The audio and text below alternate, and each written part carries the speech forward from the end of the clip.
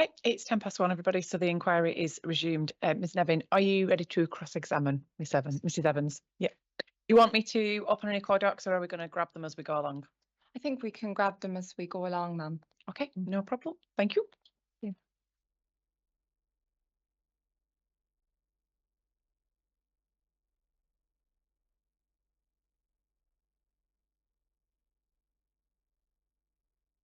Good afternoon, Mrs. Evans. Good afternoon. Hopefully that's working, yeah. If we could just start with paragraph 1.14 of your proof, please. And this is where you confirm that your evidence aligns and builds on and refers to the other witnesses for the appellant's need and economic benefits case, including the Knight Frank report, correct? Correct, yes. So you confirm that you're on the same page as those witnesses in regard to their evidence? I believe so, yes. And if you disagreed with anything, you would have brought it to the inquiry's attention? I believe so, yeah. Just want to go, please, to pick up on a point that you discussed with my learned friend. And it was in relation to the discussions in the, I suppose, well-trodden at this stage, parliamentary inquiry documents. Yes. And I'm looking in particular, please, for CD 13032 and it's PDF page 3. And this is where my learned friend took you in chief. Sorry, I think I closed it, so just let me get it open again.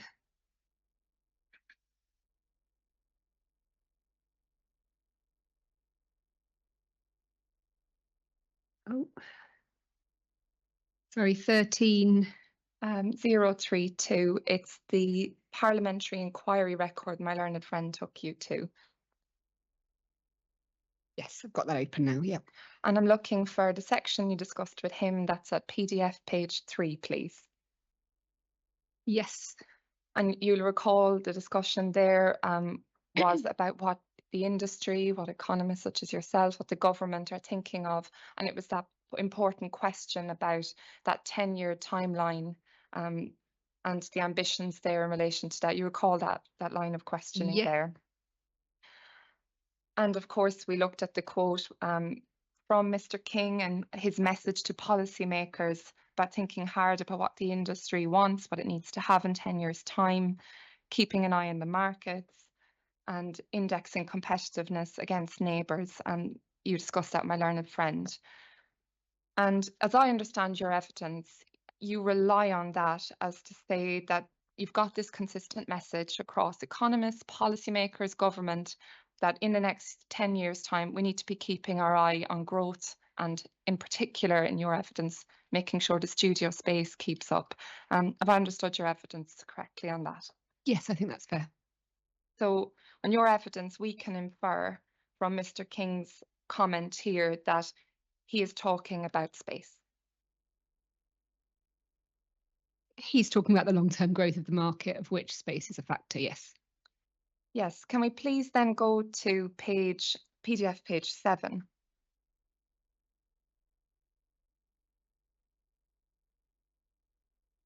Yeah.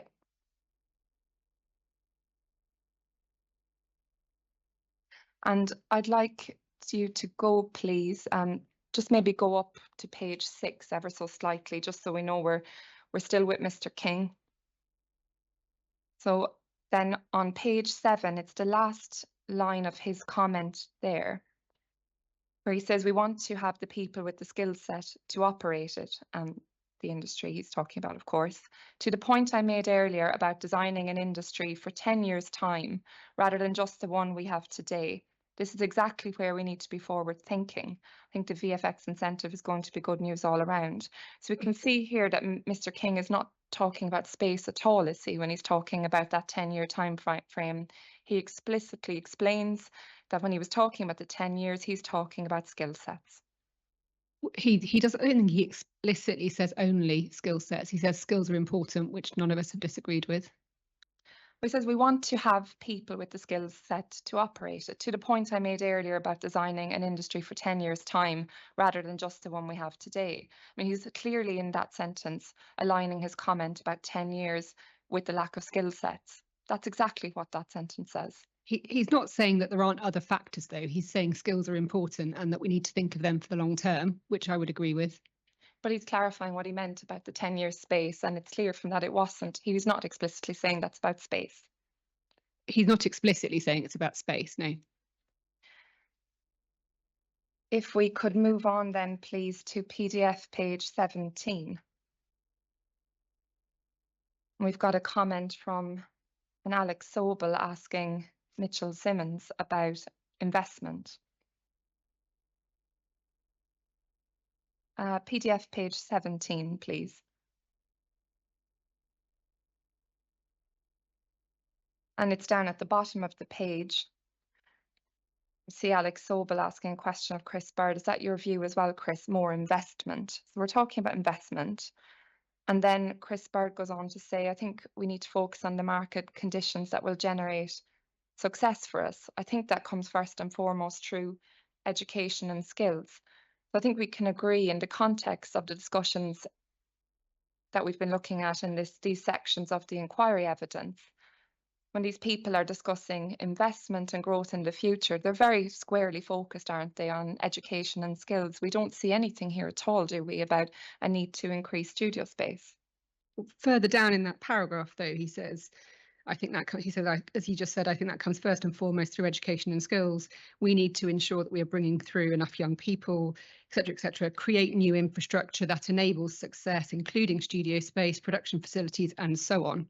So I think it's all of those things. Absolutely, but we can see the main focus here, what comes, to use Mr. Bird's words, first and foremost is education and skills. So that's very much at the front of people's minds when they're talking about the investment, first and foremost.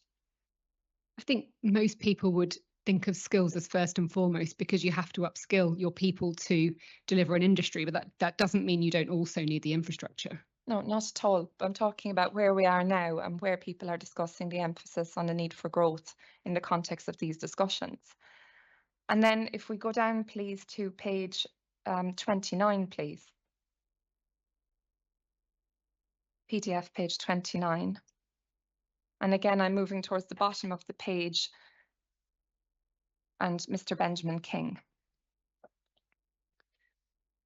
Yes, I think that is at this point in time, in May last year, he's saying skills is the most pressing challenge. Yes. Yes. And he goes on to say that there is a danger that it is fast becoming the weakest link. So skills, lack of skills, fast becoming the weakest link. And I know you went to qualify it there by saying we were looking in May last year, but as I understand your evidence and the references that you've made to skills, I mean, you're not disputing that we continue to have a skills shortage, are you? I'm not disputing, no, that we, in order to grow any industry, we need to invest in the skills of the people to grow that industry, yes. Sorry, yes. Question. Well, you're not saying now that we've moved on from these problems, and I'm not saying we have no skill shortages, no. Thank you. If we go, please, to paragraph 4.8 of your proof.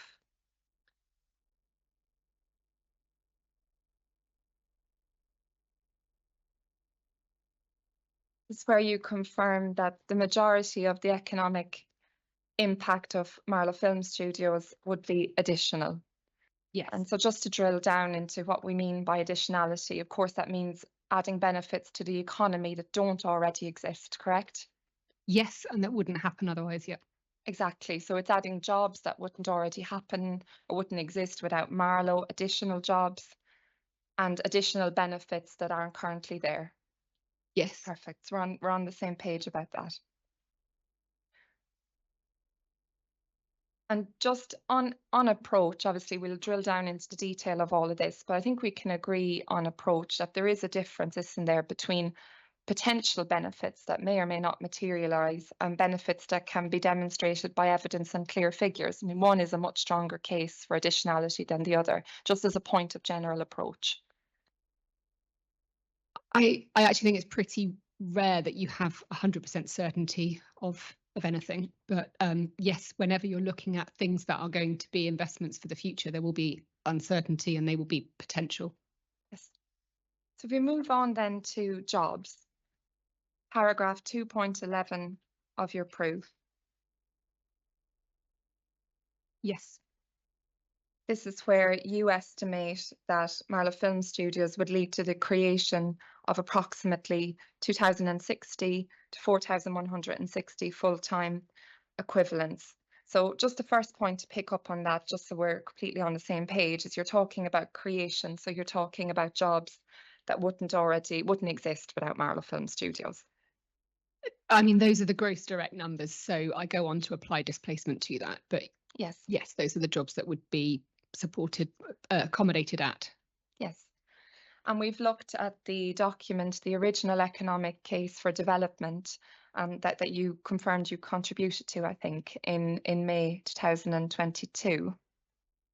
And that's CD 1234.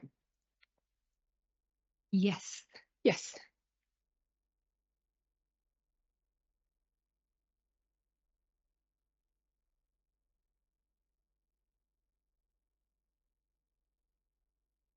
And I'd like to go, please, to paragraph 7.4 in that.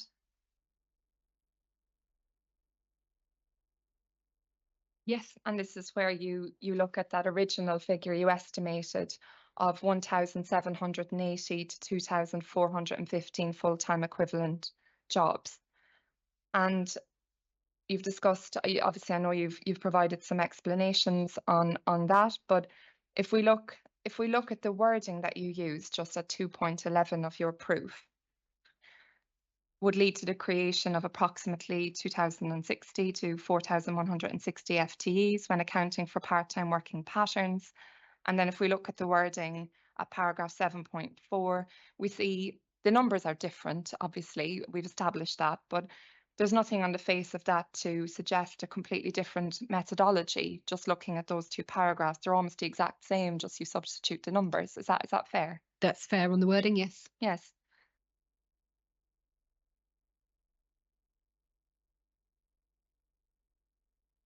And so just on the face of this, just coming back to that point, feels like a long time ago, but back in Councillor Crabtree's cross-examination, there's nothing to suggest here, because there's no difference that we've misunderstood any of this evidence. I think, as I acknowledged with Mr. Bird earlier, I could have been clearer as to which numbers I would place greater weight on. Yes. Yes. And just if we're taking the figure, I think it was the 2,060 figure that you're inviting the inspector to rely on now, if we just go to Mr. Kershaw's rebuttal, please.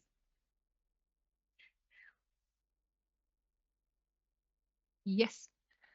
And if we look at his paragraph 5.1.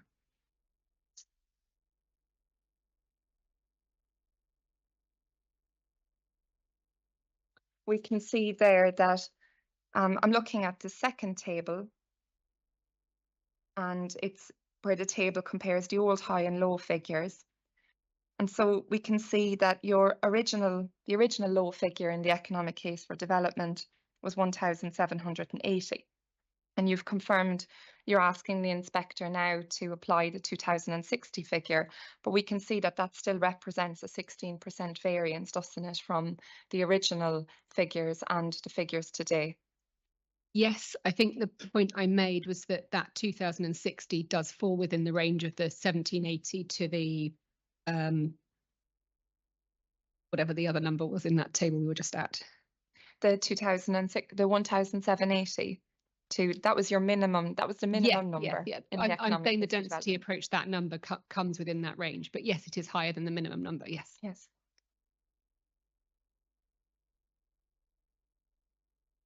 And you confirmed earlier that that hasn't been taken into account, as far as you know, by Mr. Dix in the transport assessments.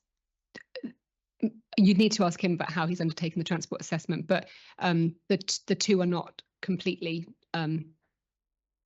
interlinked, and he will have assessed based on trip generation, floor space.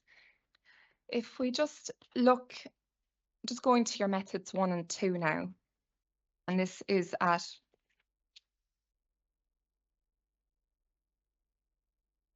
in your appendix, please.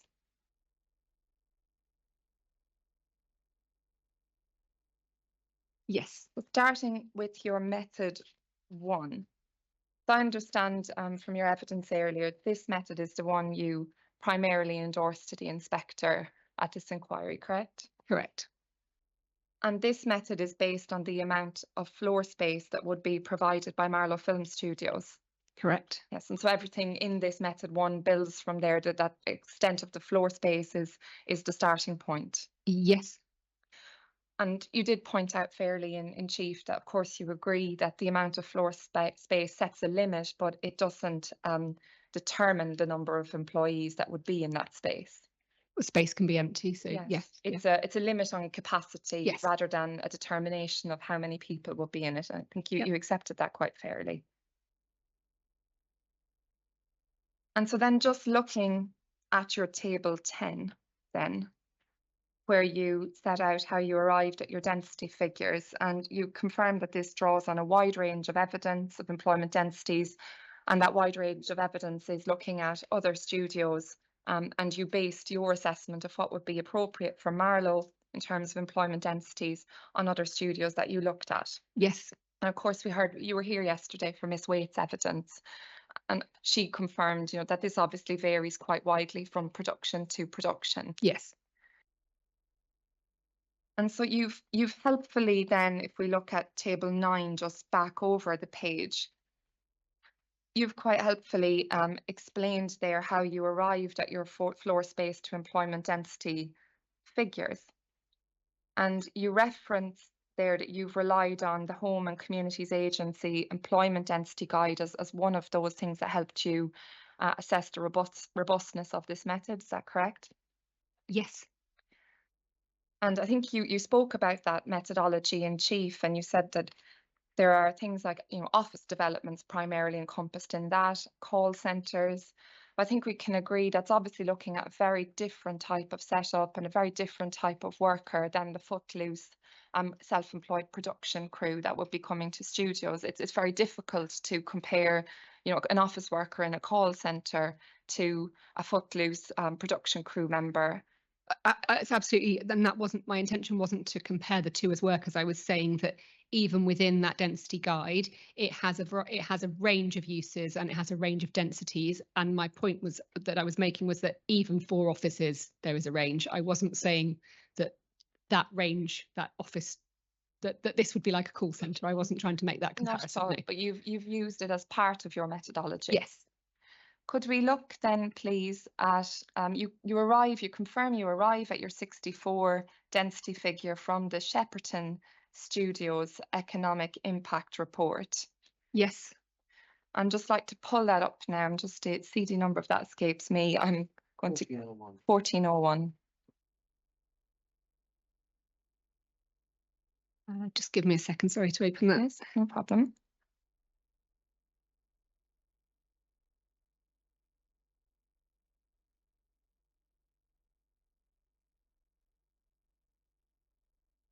Yes. Could we go, please, to paragraph 6.15?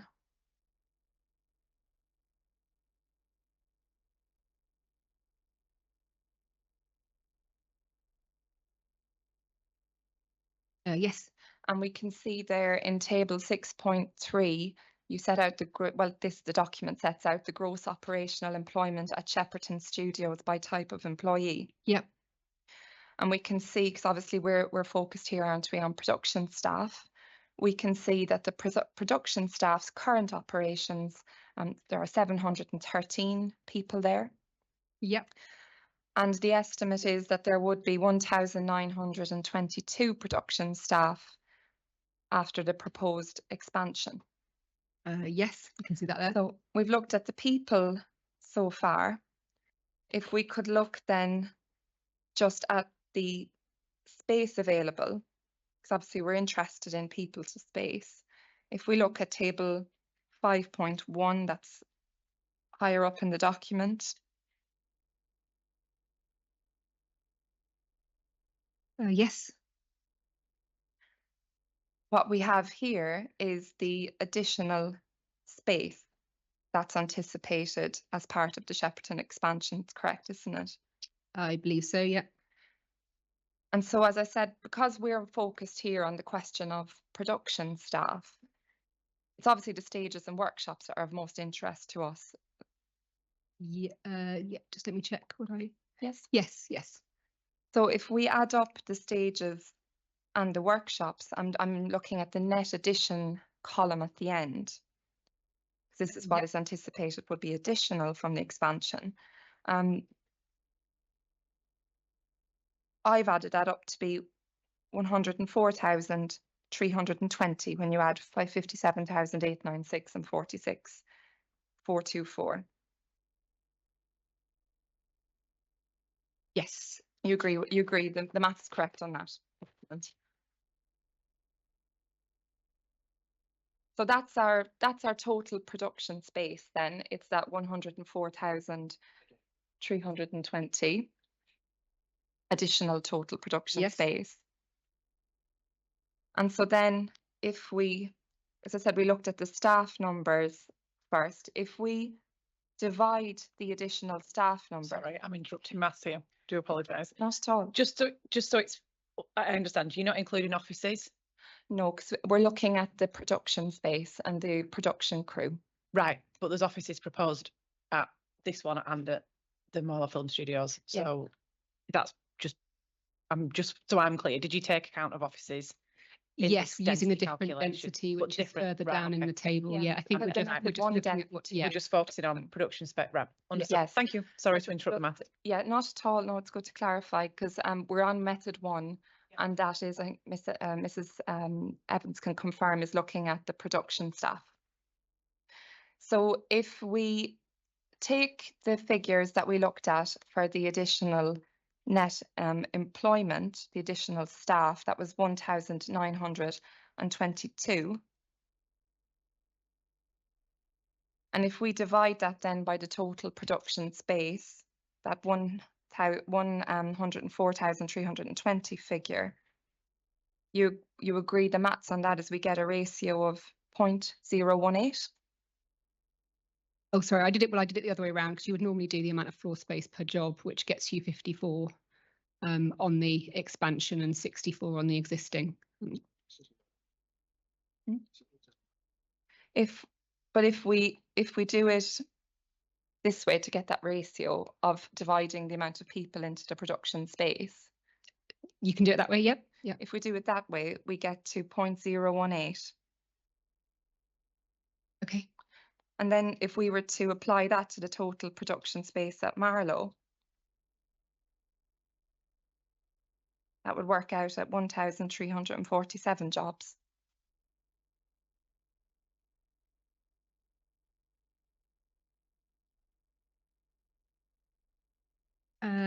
You're looking at the 42,309. You're going to table 10 of my evidence, are you? If we're applying that ratio, yes, to the total production space at Marlow. Yeah.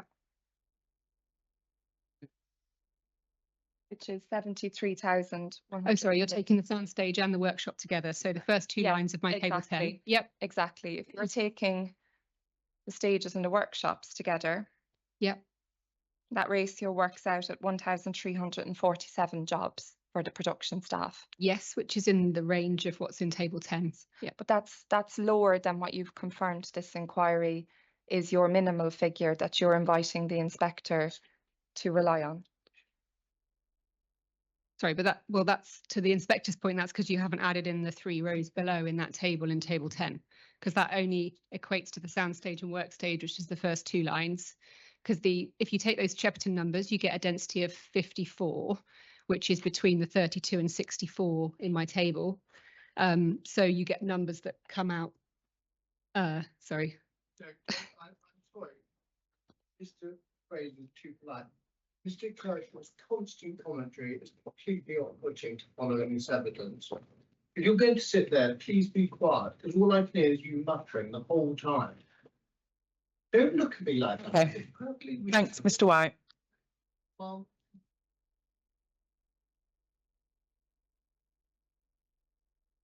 far more important than Mr. Evans said. Witnesses saying. Understood. Thank you. Sorry, do you want me to clarify or do you want to ask a question? Well, it's just your evidence. Yep. on just the important point of how you got to the 64 density is based on soundstage density, isn't it? And that's exactly why on this calculation I'm focusing in on that soundstage density. Yes. But so the table in table 9 talks about the density for soundstage, and then below talks about the density for workshop. And we've gone with 64 for both. So you've simplified by adding the two together and dividing and coming up with that, and that's fine. But if we then have to obviously add the first two rows of table 10 to be comparable to that. So and that's within the range I've presented. So I don't think we have an inconsistency. It's your table 10. Sorry, I'm just Yeah. putting that up again. So Because but if we add your soundstage, I think you said 73-ish, which is about what we get, because that's those two together. if we add your soundstage jobs here, if we take the 1,490 and we add it to your workshop jobs, 1,090, we come to 2,580 jobs there, can't we? As a maximum, yes. Yes. Which is based on a density of 32. Yeah. But What was your my point is that you're saying that you've used this Shepperton analysis to help get to your density figure 64. But then having done the exercise that we've just gone through, looking at those calculations with the various, with all the soundstage space and the staff that would be required to do that, yeah. we come to a lower figure when we look at the Sorry, Shepperton. this is because the table's confusing, because a lower density, so the 32 gives you a higher jobs number and the 64 gives you the lower, because the more space you need for a job, the lower the job number. So perhaps the table would have been clearer if I'd said 64-32, which would have then aligned with the job numbers.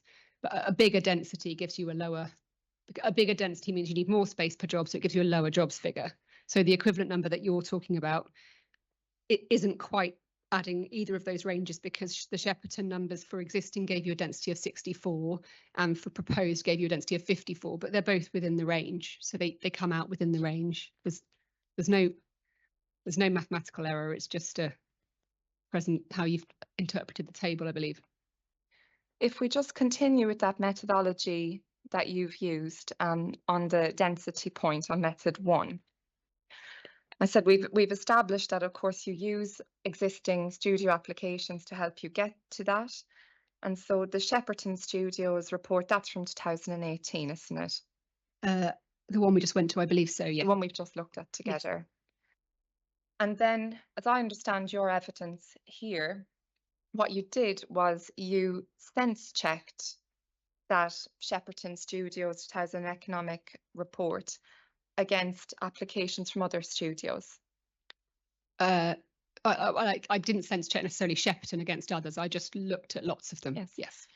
You take Shepperton as your point of, well, it's the 64 figure you've derived from Shepperton. Yes. And you've looked at other applications for other studios to see the extent to which that aligns, and just to check it, sense check it, whatever term you prefer. Yes. Give a range around it. Yeah. Absolutely. So if we look at you reference at footnote 84 that you looked at the Gillette Studios building. Yes. And we can see we're looking in your table 9, we can see that the densities from that were derived from a Pinewood Studios report in 2013. So it's the 2013 figure there that fed into that. Is that correct? Yes. Yes.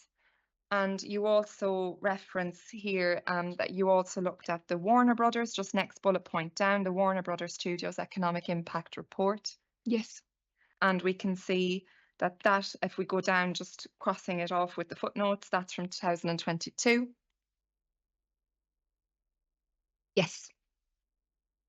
And we can see that the bullet point there clarifies that those figures were arrived at by looking at total FTEs supported through productions from 2019 to 2021. So that's the time frame that's based on. Yes.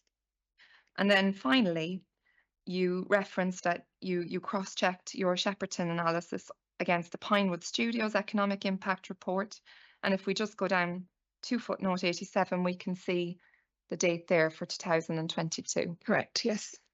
So all of those figures, Mrs. Evans, come from production activity that was taking place at a particularly busy time for the studio industry. This was all during the so-called streaming bubble, is that correct? It is correct. I did, when I was reading through, though, I did sense check against, and I think in the top bullet in that table, I talk about the Pinewood numbers from 2013. And that also gave a density of 65. So we've got a 10-year period where, admittedly, there's a range, but that I've looked at ones across the whole period. Yes. But we were still in that streaming. We're getting into that streaming bubble in 2013. So we know Netflix came on board in 2011. Others followed. So we're still within the range of what was quite a busy period for the streaming bubble, except that it intensified, of course, as you got closer to 2022. But that's the time frame there that we're looking at. We're looking at a decade time period, which in most economic modelling would be considered a pretty decent and long-term period to look over, yes. But it's a 10-year time period where there was a particularly high volume of original films and HGTV production happening across streaming platforms. I think the industry was growing, but I don't think it's an inappropriate time period to use. But if we just, because obviously the point is, and we're using all of this data to help us figure out the current day scenario for Marlow Film Studios.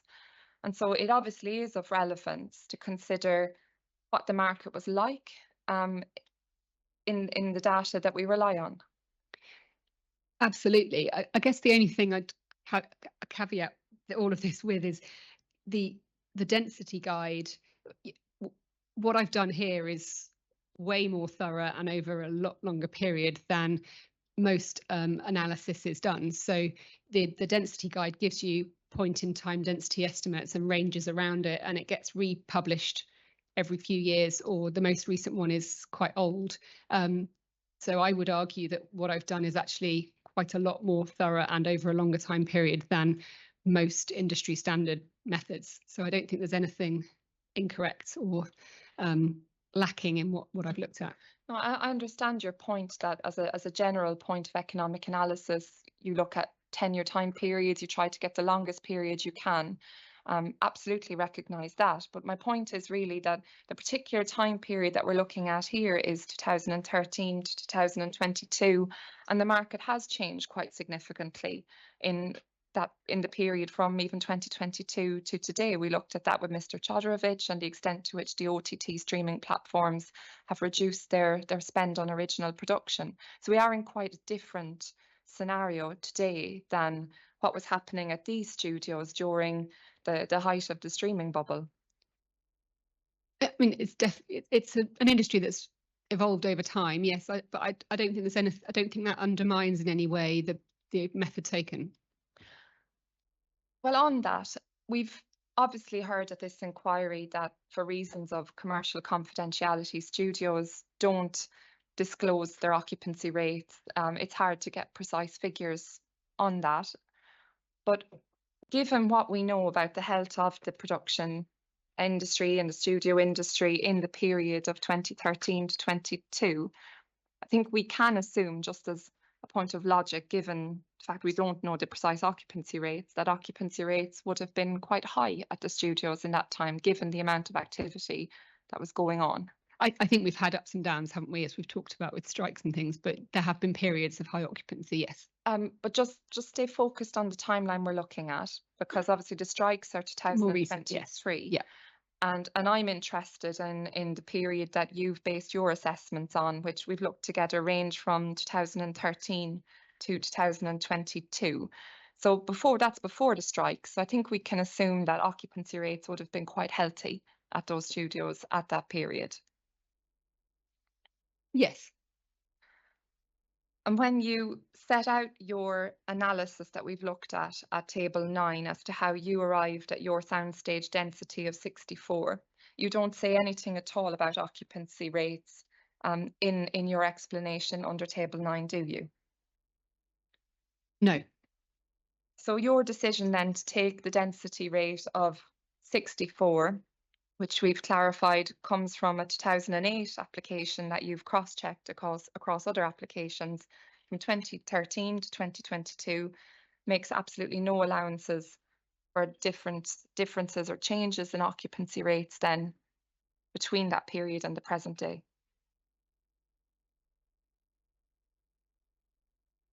It would implicitly assume a similar average occupancy, yes. But it doesn't make allowances for the fact that occupancy rates have changed in that period. And that obviously relates to the amount of people that would be in a studio, because obviously if occupancy rates are lower today, there's less people in the studios than there would have been back in 2013 or 2018. This is, I mean, there would be margins around all of these numbers, which I think are probably reflected in the averages I've used over the period. But yes, I haven't explicitly accounted for an occupancy rate. And you agree, I think, that does have an impact on our understanding of the amount of people that would be in a studio at that time period and today. Well, I mean, there would have been some, these wouldn't have been operating at 100% occupancy. And I don't think there's a materially different ambition for the proposed development in terms of occupancy. So I don't think it would have a material impact on any of the analysis. No, and we've discussed what full occupancy means for a studio. And we discussed this with Mr. Davis, who clarified in his evidence under cross-examination by Mr. Bird that any studio at the moment, he said, that had between a 60 and 70% occupancy rate would be doing quite well.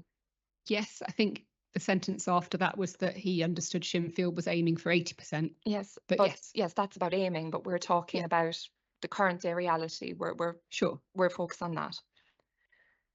And then if we look at what Mr. Fannin referred to in his evidence, I'm looking at the Deloitte report at CD 903. This is the Have the Winds Changed report. I'll let you pull that up if you don't have it already. I have got that, you have it. And I'm looking at PDF page 15, please.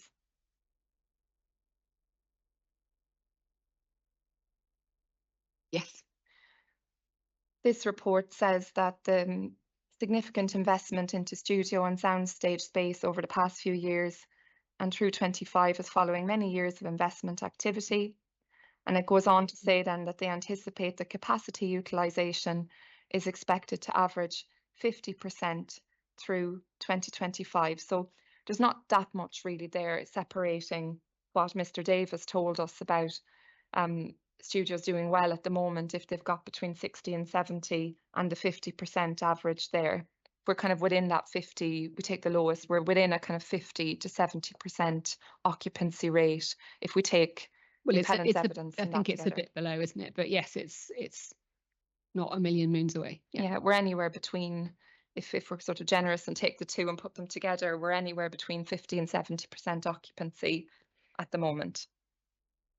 Yes, I suppose if we were being generous in both directions, yes, we might take the 80 as well and say 50 to 80 with 60 to 70 in the middle, but yes. And so if we just look at your occupancy, as I said, you don't set it out here, but I'm just skipping over to method 2. Just to kind of get an idea of where you're situated. On method 2, at least, you were assuming 85% capacity or occupancy. I think they're interchangeable words. So your methodology assumes, and I presume this applies across both your methods, it wouldn't be a logical reason for being different, 85% occupancy. It would implicitly assume the occupancy of the underlying studios that I've looked at. So yes. Yes.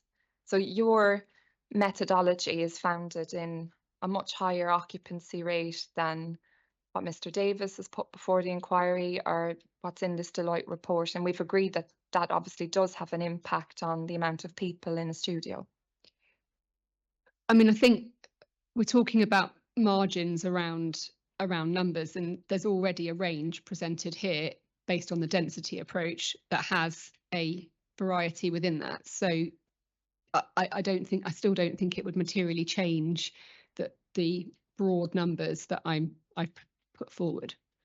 Just forgive me, you said we're talking around margins, but these aren't fine margins, are they? If we're looking at 50% occupancy rates anticipated in the Deloitte report for 25 and your assessment of an 85% occupancy rate, there's quite a stark difference between those two. And you did confirm you didn't take varying occupancy rates into account in your method one. No, but if we look at the densities used in table 10, you can see that some studio applications and some studios have densities of 32 versus 64. So there's a wide variety in the underlying numbers is the point I'm getting at. So if, to your point, yes, if you assume you're at 64 and therefore you're at the lowest job numbers and then you reduce for occupancy, you would come out with lower numbers. But similarly, you could be at more like 54, which was the second number we went to on Shepperton, with a lower occupancy, and you're going to get closer to the numbers I presented for a density of 64. So my point is that in terms of materiality, you're still going to have estimates of around 2,000 jobs or FTEs, sorry. It's okay. I think I understand the point. Mrs. Evans has said that for me to give weight to the most minimum figure that she's provided. So would that not allow for lower occupancy than what she's assumed at 85%? Well, ma'am, I think the point is, and what I'm getting at is, of course, the methodology she's used and the density figure of 64 is based on studios and their situations between 2013 and 22, okay, which we can assume had a higher occupancy rate. And of course, occupancy is linked to feet on the ground, if I can put it that way. Yeah. And so my problem, I suppose, with that is that it doesn't take into account that the evidence here and the assessments Miss Evans has made just hasn't made any allowance for that. So I suppose the point is, for me, it would undermine its reliability. Okay, that's the point I'm getting at. I think I've finished on that particular point now. Just to move on to another aspect, we can pull up the CD 1310, please, of the parliamentary inquiry.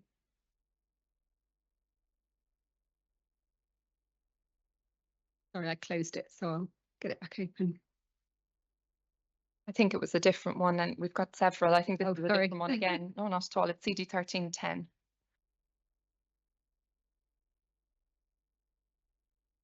Yes. And it's PDF page 28, please.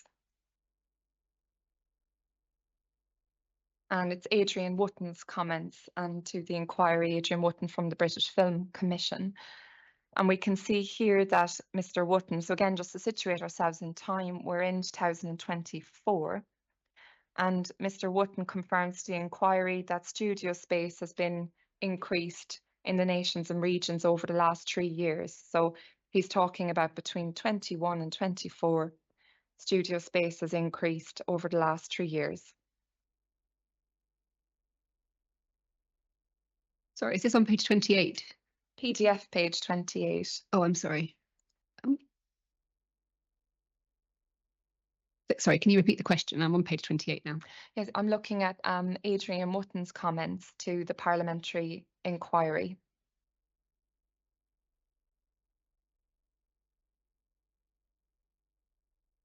And it's where Mr. Wotton confirms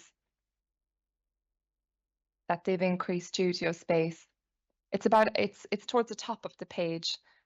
It's question 243, if that helps. Yes, I found it. And Clive Efforts asks a question, and then Mr. Wotton confirms that studio space has been increased by nearly 40% over the past 3 years. And just so we know what we're talking about, we're talking there, given this was in 24, of 2021 to 2024.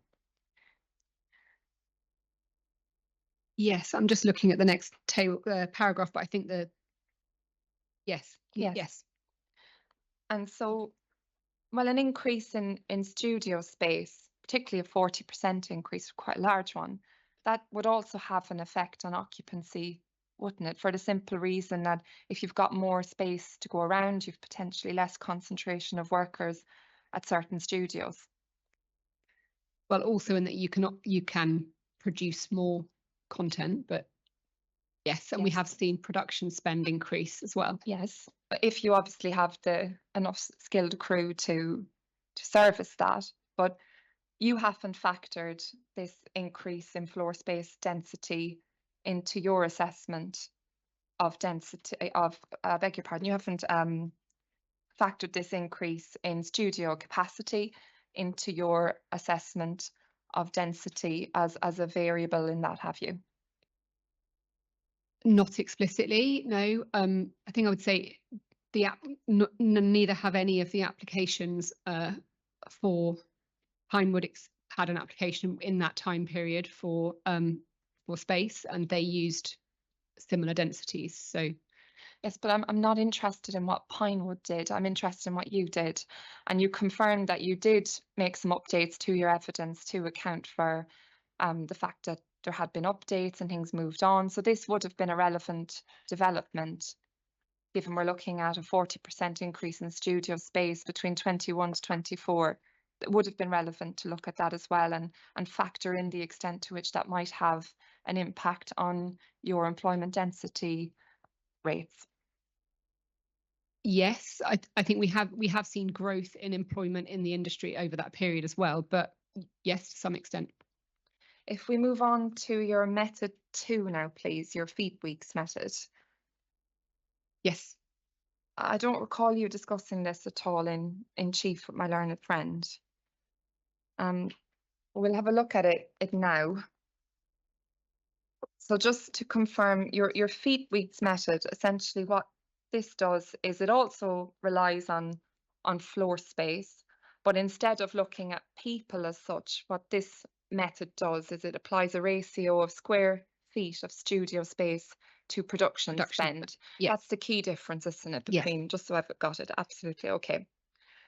So your first method then is founded on an assumption that square feet capacity equals X amount of employment, X amount of people. That's Yes. method 1. And so method 2 then takes studio space capacity and looks at how much production spend would be supported by this capacity. And then, of course, the crucial question of how many jobs that would create. That's accurate. That's correct, yes. And so if we just look at paragraph 6.10, yes, your starting point on this is you tell us that you've taken research from Nordicity and Safari Champness, and that's given you a ratio of 2,000 square feet of stage space supporting £1 million of production spend. So that's your point of departure for working up to how much production spend Marlow could support. That's taken from that report, yes. Yes. So that's your basis. That's your baseline as such for that. Okay. So if we could go back, please, to 2.42 of your proof.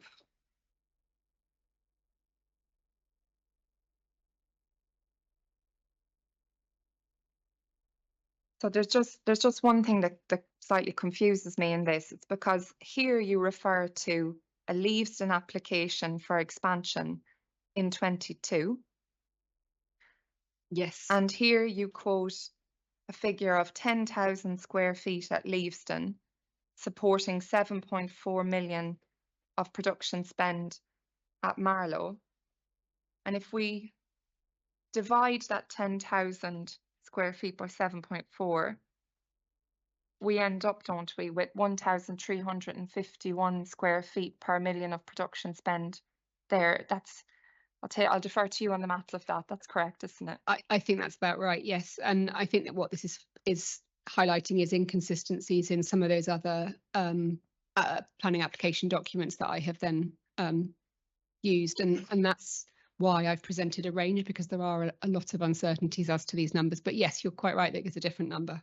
But that's not what your evidence presents, because you then go on to say this implies that Marlow Film Studios could support approximately £350 million of production expenditure. So you rely on that Leavesden figure to imply what Marlow could support. You come to an entirely different conclusion. I think there's a 50% deviation within your own proof.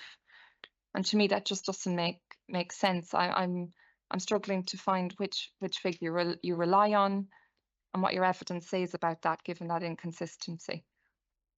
I state in my summary table, I give a range for production spend of that Marlow would support from 255 million to 600 million. And that is also within that section 2.42, and then I go on to then look at 2.45 where I 2.44 where I talk about the 255 to the 600, and that's based on the numbers around average production spend per feature film or high-end TV series, and multiplying those up by what Marlow is intending to or anticipating supporting, and that's how you get that range. That range from 255 to 600. I fully acknowledge that's a wide range, as we've talked about, that there's lots of different possible productions and budgets that could go on here. The 350 that you would get from the Leavesden approach falls within that range. The 400 million that Mr. Chodorowicz said in evidence the other day falls within that range. So yes, it's a wide range, and yes, there are a number of different methods to get there, but that's the range I've presented. But I'm not asking about ranges on this, because obviously we need to be, this whole calculation depends on being very clear about what your evidence is in terms of how much, what that ratio is of square feet to production spend. That's the point of departure, is that everything flows from there. And on the one hand, we have you saying in your proof at 610 that 2,000 square feet of stage space supports 1 million of production spend. And then back at 242, we have you saying an entirely different figure. Sorry, Madam. Sorry, Ms. Nevin. Can I just interrupt just to ask a clarification? There's obviously questions here about method 2. I'm conscious of the fact that Mrs. Evans in her evidence in chief recommended to you method 1, and I'm just slightly questioning the need, frankly, to have a detailed questioning in relation to method 2. Obviously, perfectly fair to ask the questions, but just want to say I'm not entirely sure how much this is helping you. Well, I think then we just need a very clear answer from Mrs. Evans on whether she completely resiles from her method 2. If she does, if she invites you to attach no weight to that method at all and resiles from that as a basis, then absolutely I'll move on. But I'm not sure she fully has, and so that's evidence that's still before you, ma'am, and that you have to consider. And we obviously need to look at it and see what it says. Understood. I'm happy to suggest that on the balance of likelihood and the number of different applications that have used approaches, method 2 is far less reliable, and I wouldn't propose taking it forward. I think method 1 is a Is much, what I should be attaching yes. full weight to. yes. Okay. So you're not, just so I'm clear, you said it's less reliable, but less reliable still implies a degree of reliance. So are you asking the inspector to rely on it at all? I'm happy to say no reliance if that's helpful. Okay. So you say completely rely on method 1, ignore method 2 completely. Yes. Okay. Okay. Perfect. That's That's fair. all right, because he was really confusing me as well. So Yeah, no, that's absolutely That was why fine. I intervened, Madam. That's absolutely fine. If It was confusing method me. 2 is, if we can put a cross through that. yeah, I'm I could perfectly see what happy you were to trying to move on. get at. There was different points, but if we're resiling from it completely, then That's can move on. perfectly fine. That's fair. Okay. Okay. So method 1 is to be Great. relied upon. Okay. Thank you. Give me a second to scroll through the Yes, questions then absolutely. to see where I get to.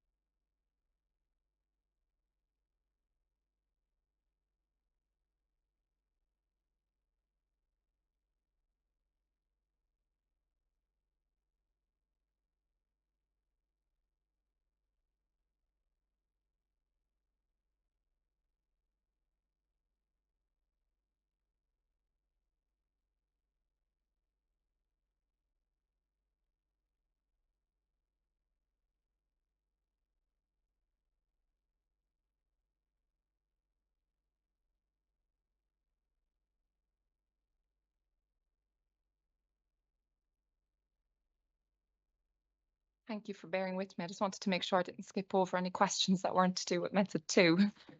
I'm caught up now. Great, convenient for us all, so that's good. If we move on just then to the question of displacement.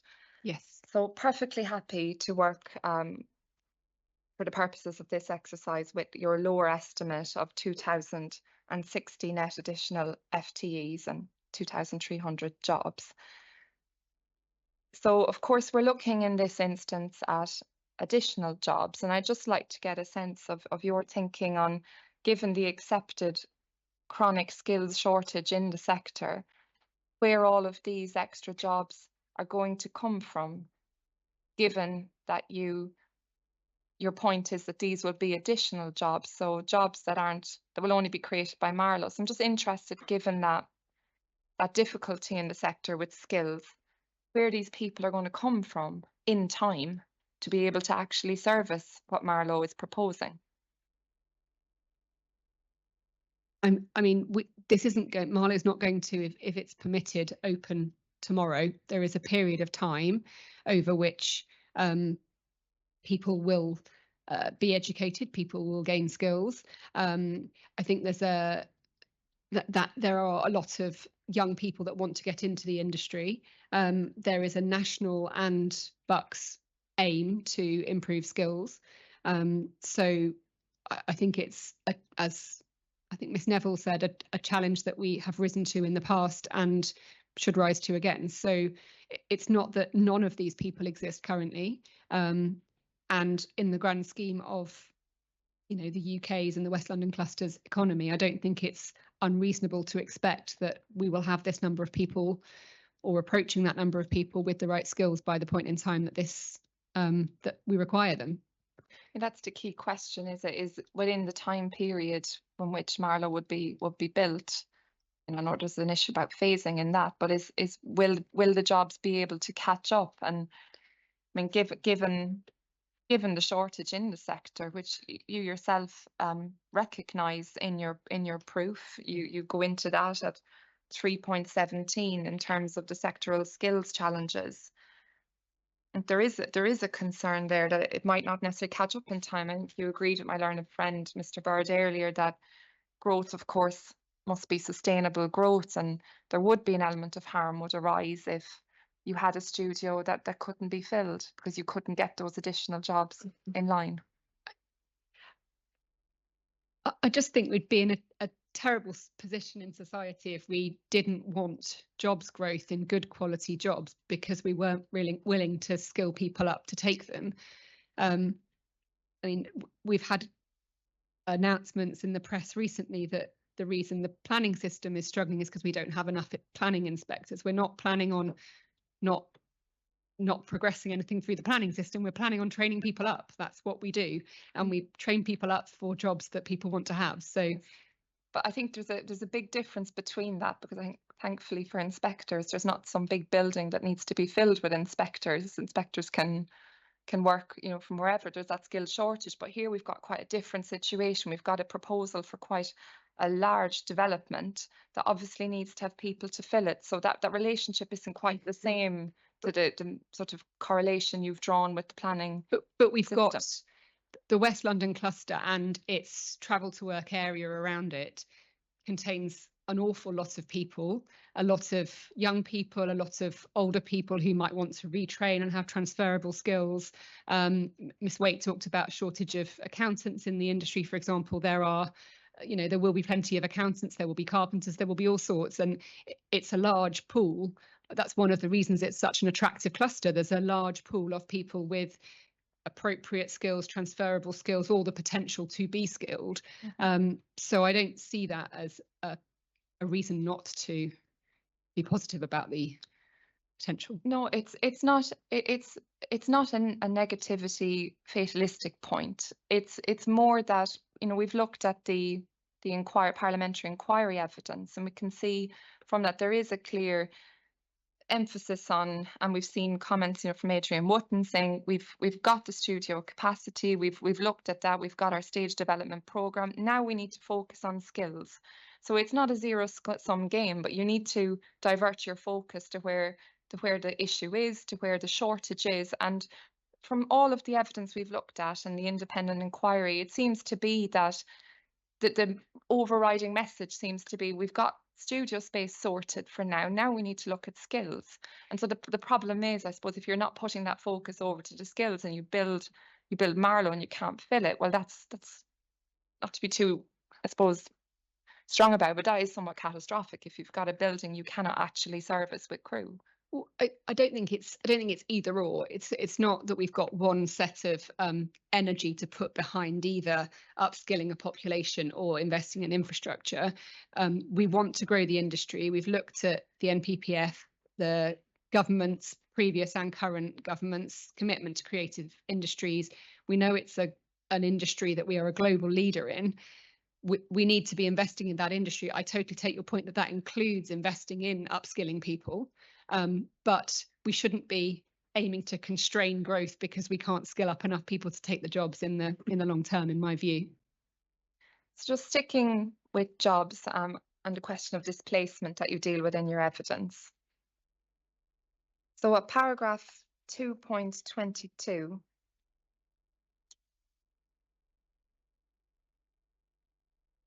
you introduce the topic of displacement. Yes. And of course, you've helpfully clarified that displacement is the proportion of jobs that would have otherwise been supported elsewhere. And you'll recall I had a discussion with Ms. Neville, who agreed that if you create a studio that's a nicer place to be in than other less nice studios, to put it very simply, that's not necessarily going to create additionality. What you're going to have is a displacement of people over from the less nice studios to the nice, shinier studios. You agree with that principle? Yes, but what I would say is that, again, things don't just happen overnight. So you don't just suddenly open one new shiny Marlow and then everyone moves over and Pinewood's empty. There's market dynamics, right? So different things happen over time, and similarly, displacement will be different over time. So yes, you might have some movement of one from the other. You might then get reinvestment. You might then get more activity in that place. That's what a good competitive market economy looks like. And you agree, don't you, that in this case, if Marlow Film Studios were to attract workers over from other grade A studios that might not be as nice, or indeed grade Bs, that wouldn't create an additional economic benefit. You'd just be getting people over from those studios who'd prefer to work in Marlow because they might consider the building as a nicer building. You accept that point of principle? Yes, I accept the point of principle that some, just as in my office example, somebody might move from one office to another, but the original office might then also still be occupied. So when we're looking at displacement, we're not looking at it as simply as whether Marlow will take a film or a production that would have gone somewhere else. We're looking at it at a market level as to how much demand can the market and the facilities within it accommodate. Just at 2.23 of your proof, in your displacement section, you discussed the Knight Frank report and that it demonstrates there are very few directly comparable grade A studios in the UK which would offer a quality of the level proposed at Marlow Studios, that calibre of space and high demand, with existing capacity largely tied into master lease agreements. So the thrust of this paragraph essentially is a qualitative assessment. It's not necessarily quantitative. You're looking at the quality of the grade A and the quality of what would be proposed at Marlow, and you're tying this into your displacement argument. I am looking at quality there, yes. Yes. And you mention existing capacity largely tied into master lease agreements. So just so we're completely on the same page about master lease agreements, you do agree, of course, don't you, that just ties in production companies. It doesn't tie in the footloose production crew that would service the productions. They're not tied into master leases. No, of course, it's a largely freelance industry and people move around, yeah. Yeah, so they can go wherever they like. They'd be perfectly, take the example of Pinewood with the Disney MLA.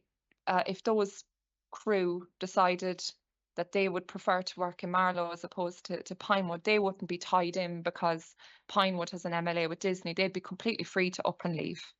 I mean, yes, I think if you had specific questions about how freelancers choose who they work with, it would have been better for Ms. Waite. But yes, freelancers can move and are not, some of them will be tied, but sorry, some employees will be tied to those companies. But yes, the vast majority are freelance in this industry, yes. I just asked a question just because we're on the topic of displacement, and you've got a sort of qualitative paragraph there that refers to master lease agreements. So I just wanted to understand just what you were getting at with that essentially in terms of displacement. So if we look then further into your methodology, you list, you come to a low level of displacement, and you've also looked at other applications for film studios to support your assessments on that. And so you refer to, you've looked at Pinewood and you found 0% displacement there. You've looked at Warner Brothers, you found 0% displacement. You got 10% from Shepperton, and you've got about 15% from Gillette. And you then come to your displacement figure of 25% by looking at those. That's how you got to your 25%, is it? Yes, well, I looked at those and then I arrived at my 25%, yes. And you say at paragraph 2.26 that it's appropriate based on that to account for some level of displacement. Yeah, I think I explained in my evidence in chief, there will usually be some. And just to go down to your paragraph 2.27, you expect job swapping to be limited as Marlow Film Studios is purpose-built to host major feature films of the like that the UK is currently missing out on. It's just sort of a pause and parenthesis there.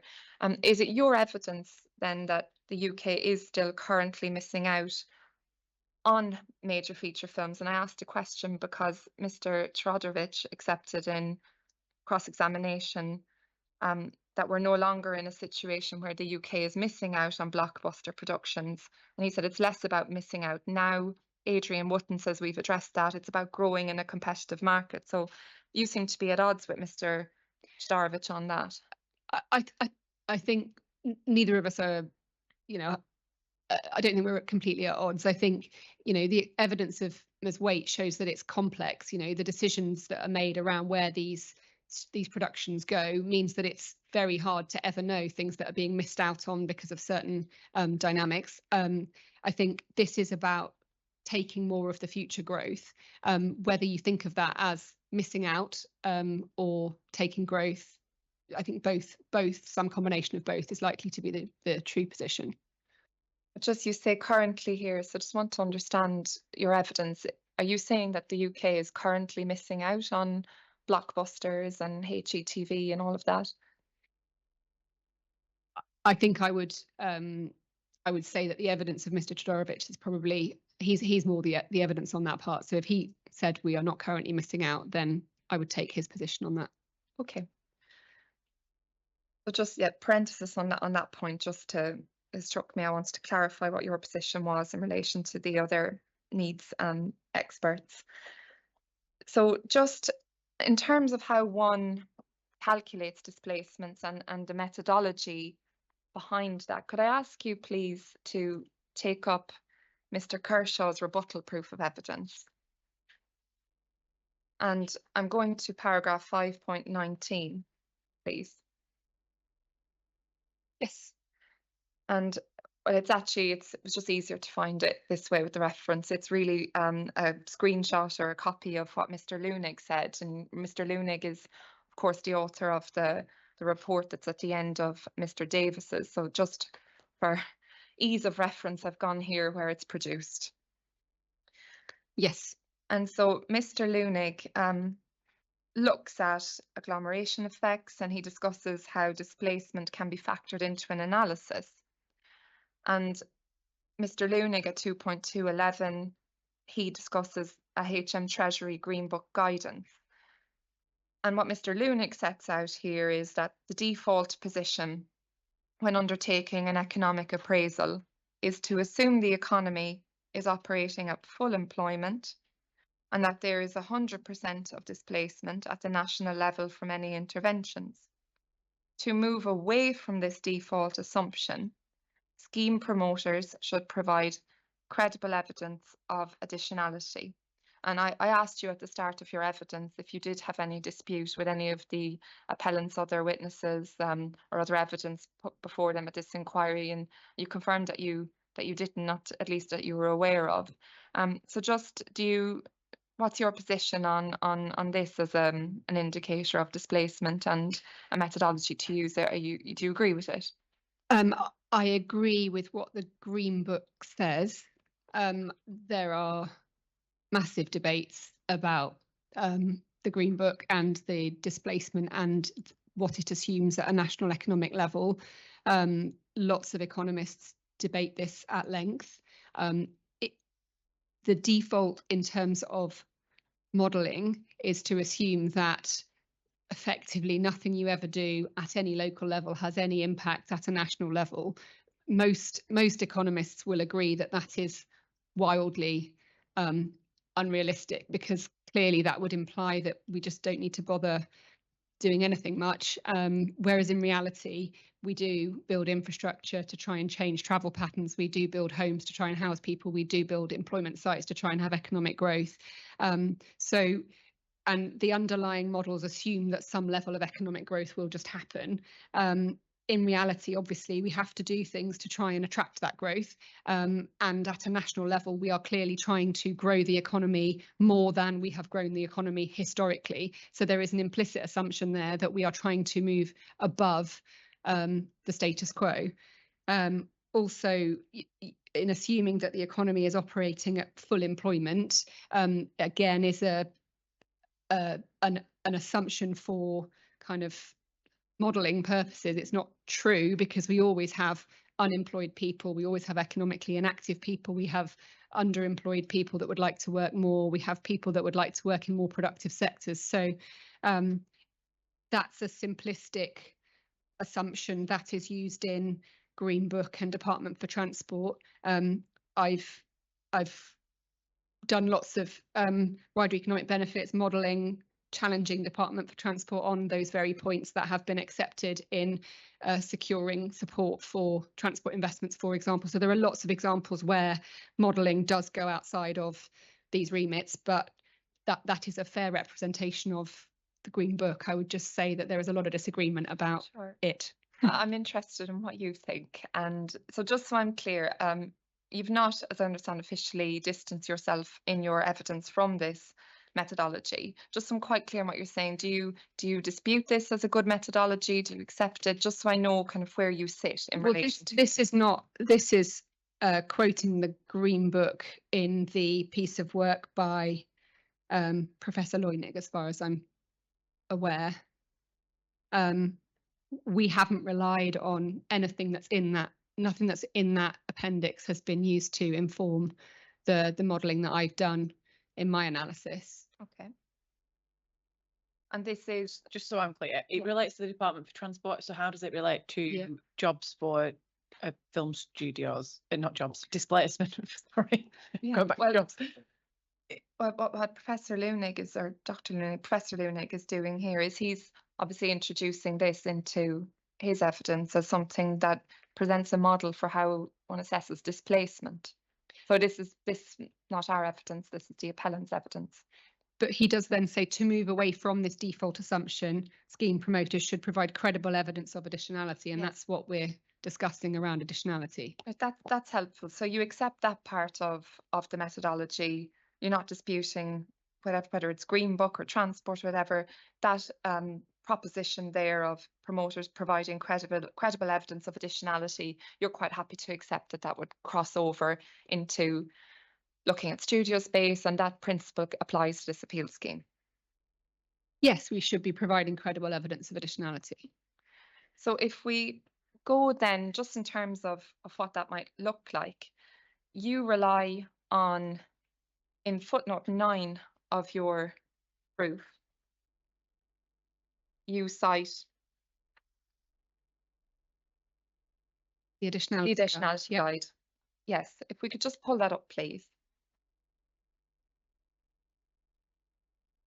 And I'm interested in 4.3.4, approaches to estimating displacement.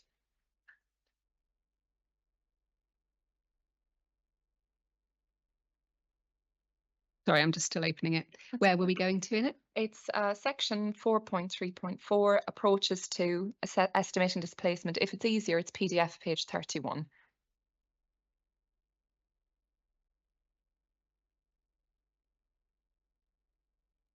Yes, sorry, I'm there, yes. And so you accept that what's set out here in terms of an approach, these kind of things would be what Professor Lunig refers to, and what you accepted is credible evidence of additionality. You'd be looking at things like market analysis, you'd be looking at surveys and studies and evaluations. You accept that that's the kind of work that would need to go into proving additionality. Yeah, I think if we go up a paragraph, it talks about, for example, if the supported business has few local competitors, then the level of product market displacement will be low. Yep. So, you know, Absolutely. yeah. Yes. And just on 4.3.4, in terms of market analysis, it says here that an assessment of the likely level of displacement can be informed by analysis of relevant local markets. And I don't think you'd dispute that, would you? In terms of bringing it back to Marlowe, you'd need to look to be able to assess the displacement, this being part of this guidance. You'd need to do something resembling in a market analysis and surveys and studies of that nature. Yes, I think when it talks here about local markets, it's because typically a lot of things are not assessed at a national level, so they are assessed more at a localized level for displacement. But yes, market analysis, yes. So just if we obviously completely accept this is a very broad brush document, it has to try and be all things to all people. Yep. So if we try and bring it back to what this might look like in terms of the appeal scheme.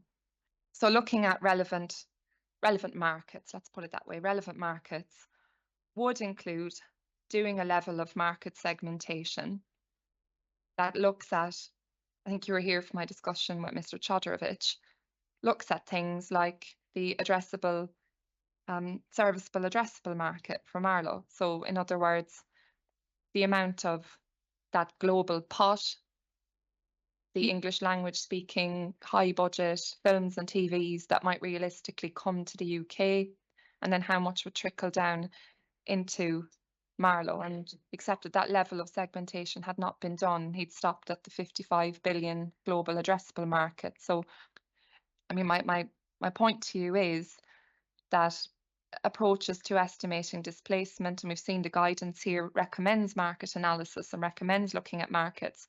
We know, and we've had it accepted in this inquiry, that the Mr. Chodorowicz, the appellant's need evidence, hasn't looked at the segmentation of the serviceable addressable market. So we're not following that methodology here in terms of market analysis, and that obviously then infects the approach to estimating displacement.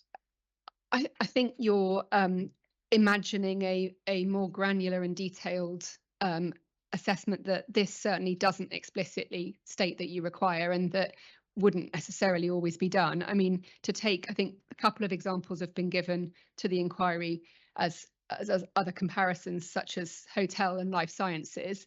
You know, I've worked on lots of schemes with those, and you know, when you're promoting a luxury hotel, it's not the case that you completely do a market segmentation to the point of how many of London's tourists have a disposable budget of X, Y, and Z to come and be at that luxury hotel level.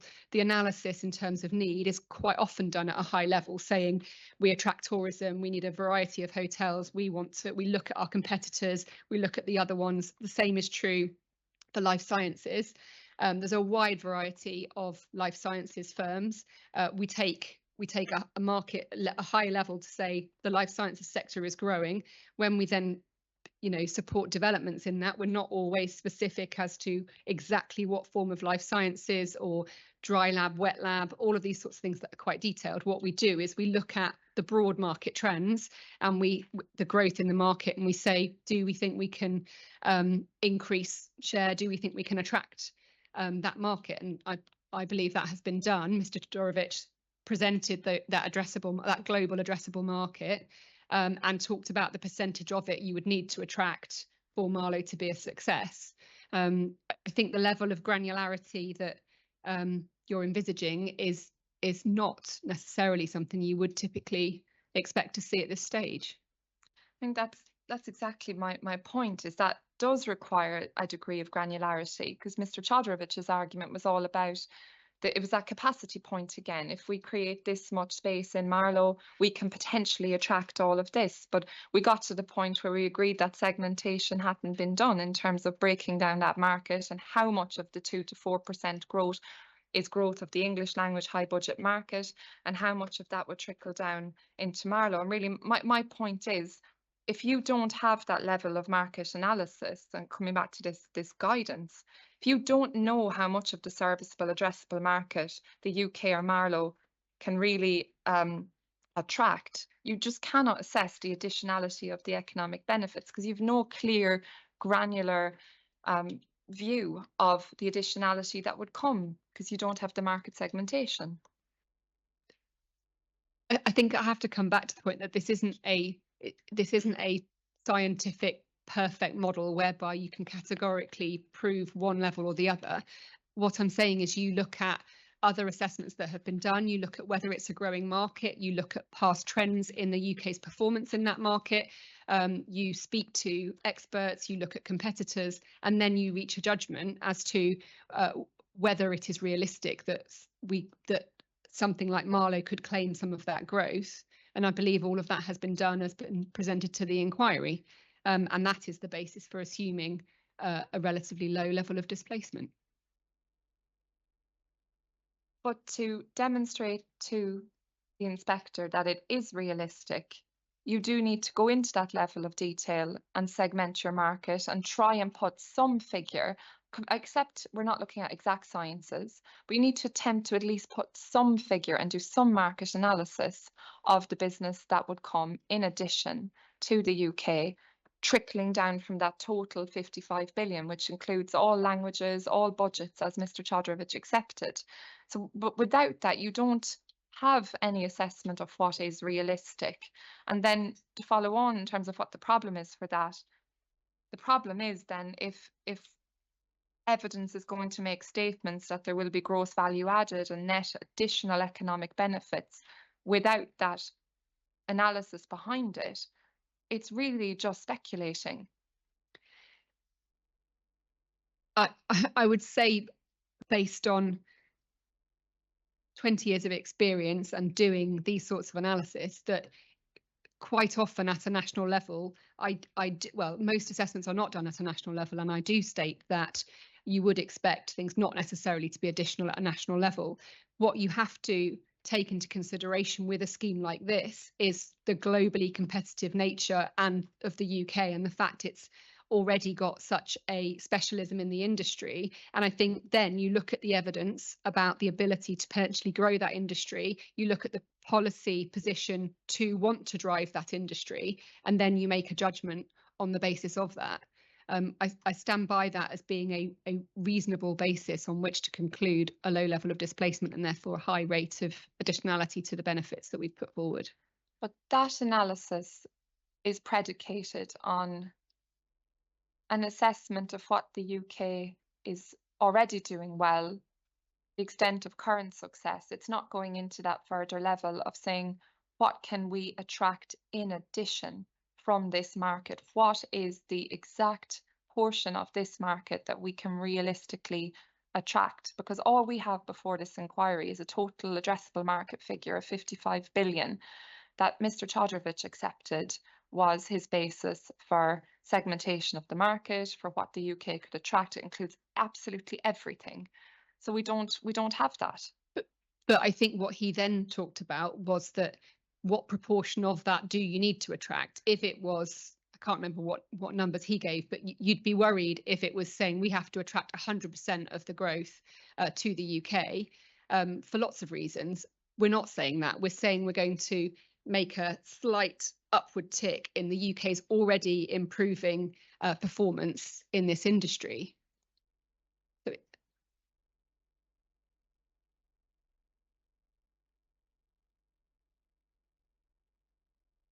Thanks very much, Mrs. Evans. No further questions for you. Thank you. Thank you. Any interested parties objecting would like to ask questions of Mrs. Evans? Okay. I've just got two. You assumed 85% occupancy capacity. Why was that? What was that based on? That's in the method 2 that Yeah. we've. Oh, sorry. That's method not- 2. Ignore me. Yep.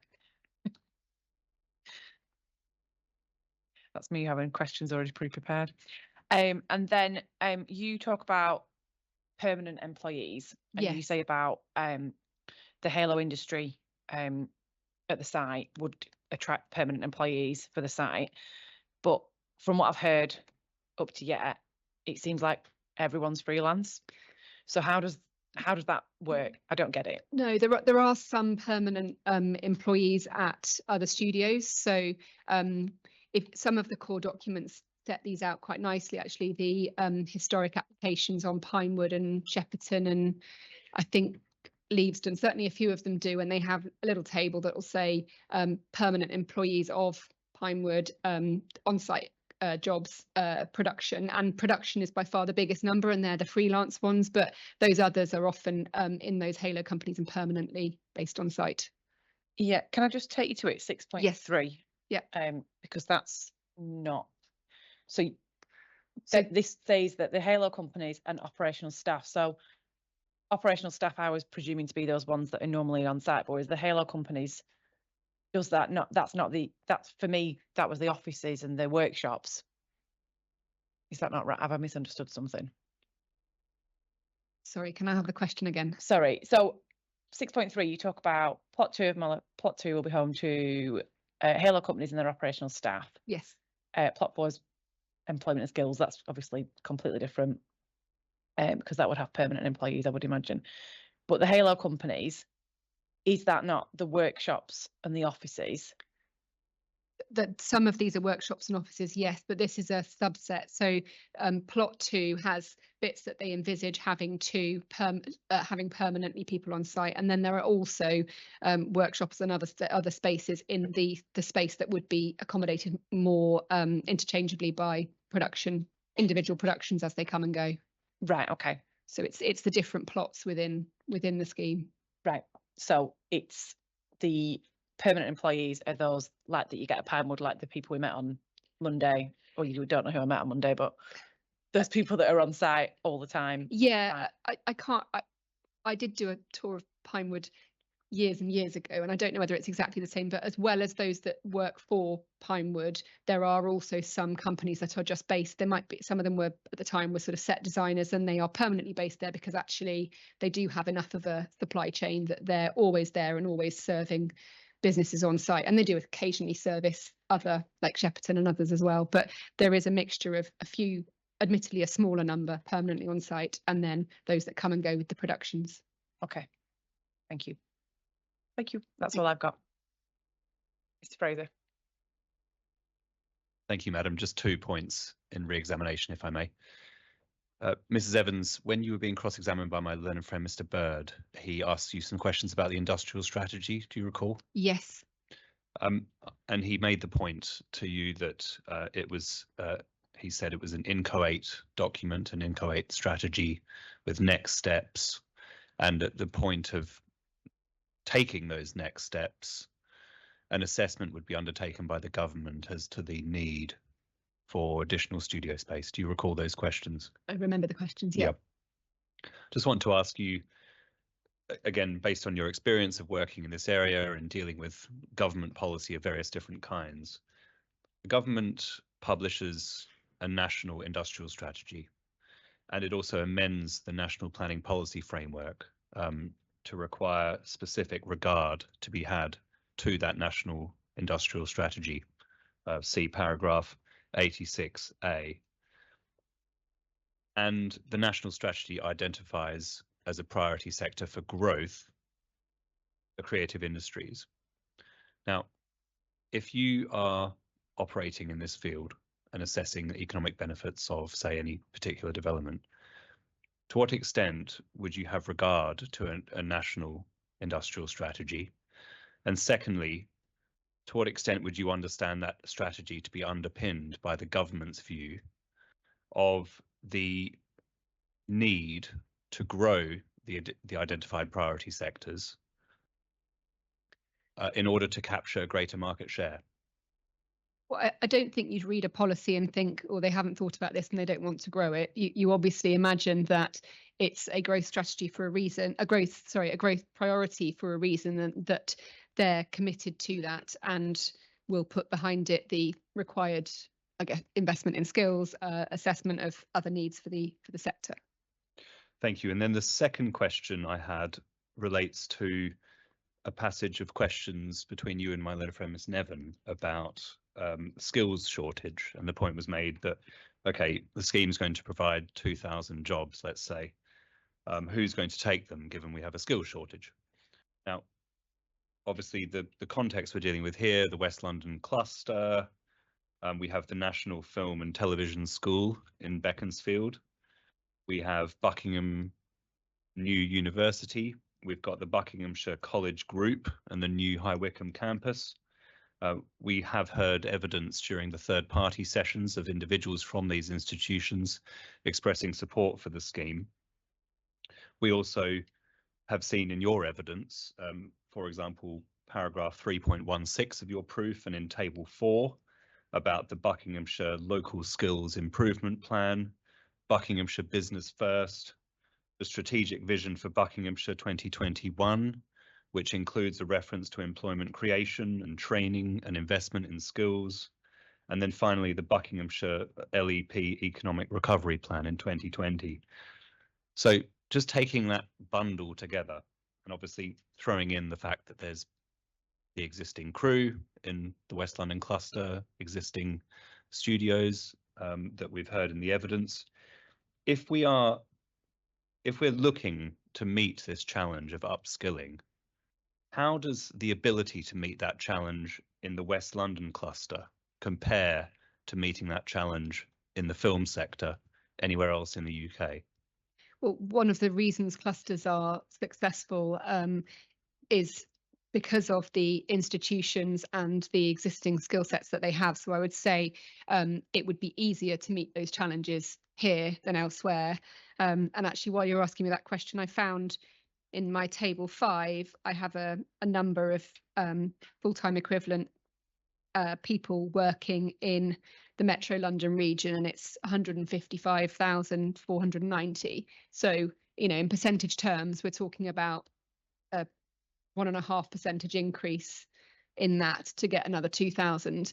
I would say that given the institutions, the track record of the cluster, this would be the clear area to try and boost those skills, deliver those people. Thank you very much. That's all I had in re-examination. Okay, thank you. Thanks. We have got an early finish. Another one. There's no point starting anybody else. I don't think if I did that Mr. Tester would be very impressed. I don't even think he's here.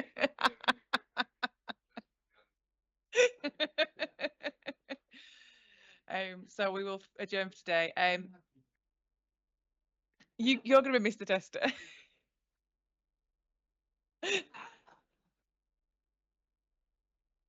Now that would be something to see. Okay. Anything that we need to talk about before I adjourn? Oh, just to confirm that I won't be here tomorrow because it's highway, so just no panic if you don't see us. Okay, just no to problem. confirm that. Understood. Thank you. So no Rule 6 tomorrow. Okay, that's fine. We've got 2 hours for examination in chief. Is that? Do you think it might be less or more? I know that you said. Probably hold it at that. I would hope to come in under it, but That's I fine. just keep it there as a Okay, and as then a range, as a the upper end of my range. thank you. We've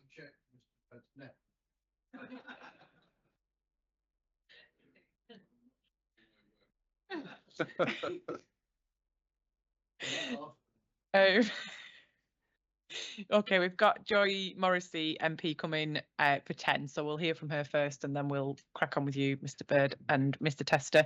Hopefully we'll finish so that Mr. White can get to see his horse running. Okay, we're adjourned for today and we'll resume at 10 tomorrow. Thank you.